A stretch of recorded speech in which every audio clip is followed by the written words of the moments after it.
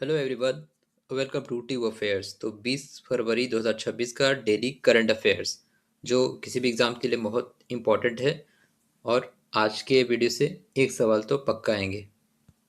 तो पहला सवाल है, what is the name of the new AI driven platform launched by the government for farmers integrating agri stack and ICAR यानी कि Indian Council of Agriculture research data. तो किसान के लिए लॉन्च किए गए नए एआई संचालित प्लेटफॉर्म का नाम क्या है? तो ये है भारत विस्तार। भारत विस्तार ये एक प्लेटफॉर्म लॉन्च किया गया है Indian Council of Agriculture Research और सरकार के द्वारा मिलकर।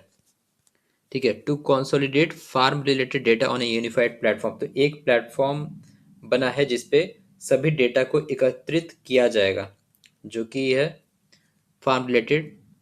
3 को डिजिटल रजिस्टर होगा, फार्मर का रजिस्ट्री होगा, किसानों का रजिस्ट्रेशन, क्रॉप सोन रजिस्ट्री, जो जो फसलें क्रॉप कौन कौन से बोए गए उनकी रजिस्ट्री, साथ साथ जियो रेफरेंस्ड विलेज मैप्स को भी जियो रेफरेंस से ट्रैक किया जाएगा। Maintain by the state government and union territories. तो इसका नाम है प्लेटफॉर्म का भारत विस्तार। एग्रीकल्चर मिनिस्टर कौन है? शिवराज सिंह चौहान। और मिनिस्टर ऑफ रूरल डेवलपमेंट भी वही है। नेक्स्ट है वैली ऑफ किंग्स। तो Valley of Kings, about 30 Tamil Brahmi inscription have been discovered in which country. तो किस देश की वैली ऑफ द किंग्स में लगभग 30 तमिल ब्राह्मी शिलालेखों की खोज की गई है? तो इसका आंसर है ऑप्शन बी, इजिप्ट। इजिप्ट में इंस्क्रिप्शन, जो तमिल ब्राह्मी का इंस्क्रिप्शन फाउंड किया गया, ये काफ़ी प्राचीन काल से ऐसा वहाँ के कुछ संबंधित होगा। प्रकृति और ब्राह्मी, प्रकृत और Sanskrit at tombs in the Valley of King. Valley of King एक जगह है इजिप्ट में, वहाँ ये इंस्क्रिप्शन की खोज हुई है। Trade links between ancient Tamilakam and other parts of India and the Roman Empire on the west bank of river Nile within the Theban necropolis in Egypt. River Nile के पास ये है वैली ऑफ द किंग्स, जो कि Egypt में है। ऐसा भी एग्जाम में सवाल बन सकता है कि हाल ही में वैली ऑफ किंग्स चर्चा में रहा, ये कहाँ है, किस देश में है? तो ये इजिप्ट में है। इजिप्ट की ही बात कर ले तो दुनिया की सबसे लंबी नदी, जो कि रिवर नाइल है, नील नदी है, ये इजिप्ट के से गुजरती है। 6600 किलोमीटर ये अफ्रीका से होते हुए गुजरती है। ईस्ट अफ्रीका टू मेडिटेरेनियन सी है और 11 देशों से होकर गुजरती है। तो इजिप्ट से ही एकमात्र नदी जो है रिवर नाइल, ये होके गुजरती है। इजिप्ट की अगर बात करें तो यहाँ की राजधानी क्या है? कायरो। कायरो इजिप्ट की राजधानी है। नेक्स्ट है, how many guiding principles are included in India's first comprehensive AI governance framework. तो भारत के पहले व्यापक एआई गवर्नेंस फ्रेमवर्क में कुल कितने मार्गदर्शक सिद्धांत शामिल हैं? तो इसका आंसर होगा option C, 7।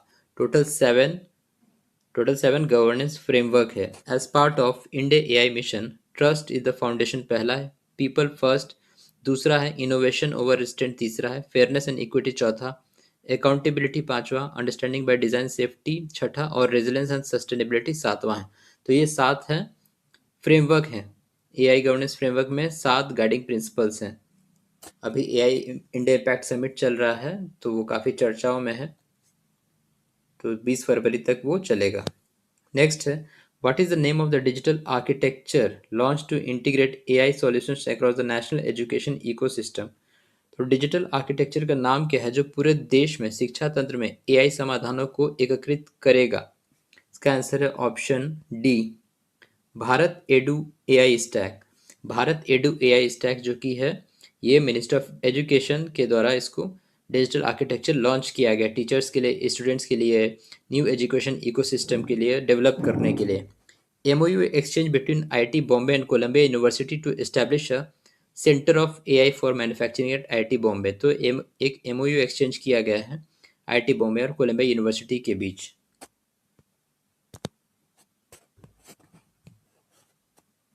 Food Corporation of India and World Food Programme have signed MOU supply of what food items in support of global humanitarian operations aimed at combating hunger।